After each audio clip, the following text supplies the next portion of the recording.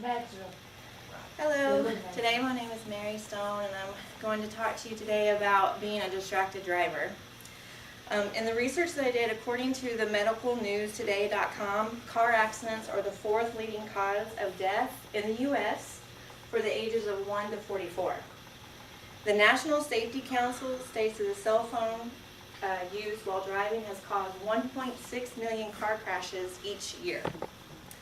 And 21% of teens or young adults, while they were driving and they had a fatal car accident, was due to cell phone use. And on the list of distracted driving, in 2nd place was the leading car for cell phone use. And that was with 12%. And it doesn't sound like very much for 12%, but if it's 1.6 million and you take 12% of that, that's a lot of people in car accidents while they're driving with a cell phone. So the question is, should we ban cell phones while driving? Well, let's see, what is cell phone use? The main cell phone use is, of course, talking on a cell phone, but it's also listening. And research states that the more you listen to a conversation, the more emotionally involved you are with that conversation than you are with the road. And the next thing that you can do on a cell phone, of course, is texting, and then also using your apps while driving, like GPS and those type of things.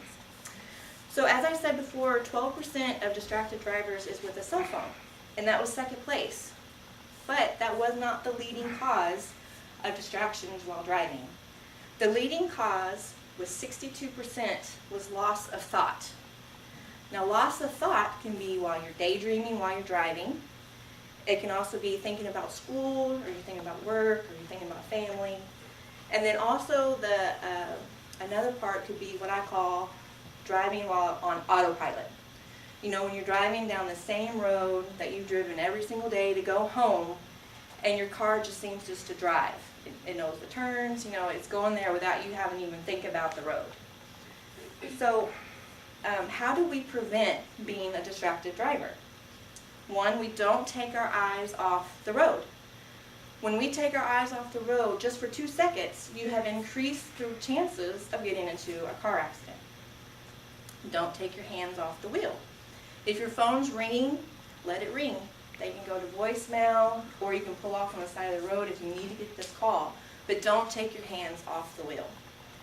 And then also, don't take your mind off the road. Not only do you need to be observant of where you're going, but you also need to be observant of crazy drivers. People who are going to swerve right in front of you when you don't expect it. So let's evaluate, should cell phone use be banned? Well, there's absolutely no question that using your cell phone while driving is dangerous and can be deadly.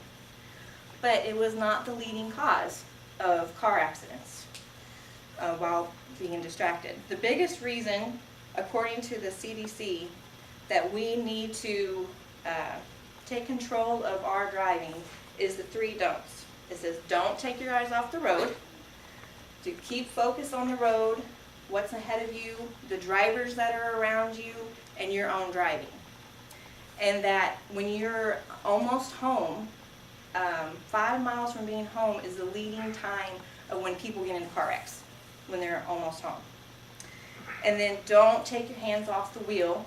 It's good to have it on the wheel at all times, not to be playing with the radio, not to be picking up your phone, but always have the hands on the wheel.